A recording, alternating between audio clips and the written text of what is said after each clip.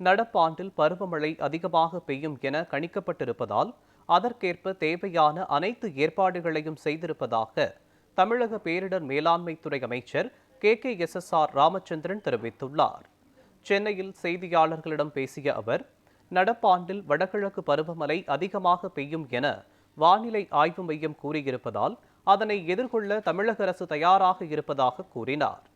மழை முன்னெச்சரிக்கை நடவடிக்கைகளை எடுக்குமாறு மாவட்ட ஆட்சியர்களுக்கு அறிவுறுத்தப்பட்டுள்ளதாக கூறிய அமைச்சர் KKSSR ராமச்சந்திரன், கடலுக்கு மீன்பிடிக்கச் சென்ற கரைக்கு திரும்ப அறிவுறுத்தப்பட்டிருப்பதாக குறிப்பிட்டுள்ளார்.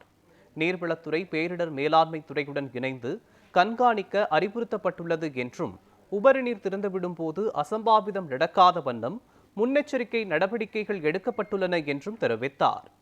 பெருமழை முன்னெச்சரிக்கை நடவடிக்கையாக மக்களுக்கு தேவையான பொருட்களுடன் கடந்த ஆண்டு ஏற்பாடு செய்யப்பட்ட நிவாரண முகாம்கள் அனைத்தும் இந்த ஆண்டும் தயார் நிலையில் உள்ளன என்றும் அமைச்சர் கூறினார்.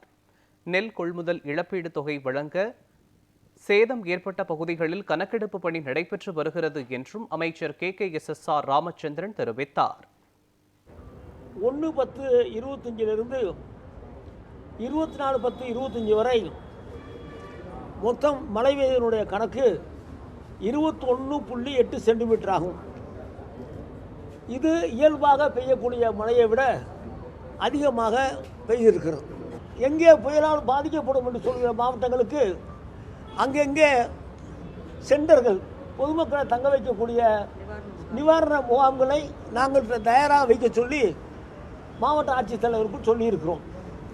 அது மட்டுமல்ல, அரிசி, பருப்பு, பால் போன்ற பொருள் எல்லாம் தயார் நிலையில் இருக்க வேண்டும். ஆட்கள் வந்த பிறகு அதை கொண்டு வராமல் வருகிற நேரத்திலேயே அவர்களுக்கெல்லாம் வழங்கக்கூடிய அளவிற்கு தயார் நிலையில் அதெல்லாம் வைக்க வேண்டும் என்று முதலமைச்சர் அவர்கள் ஆணையிட்டிருக்கிறார்கள்.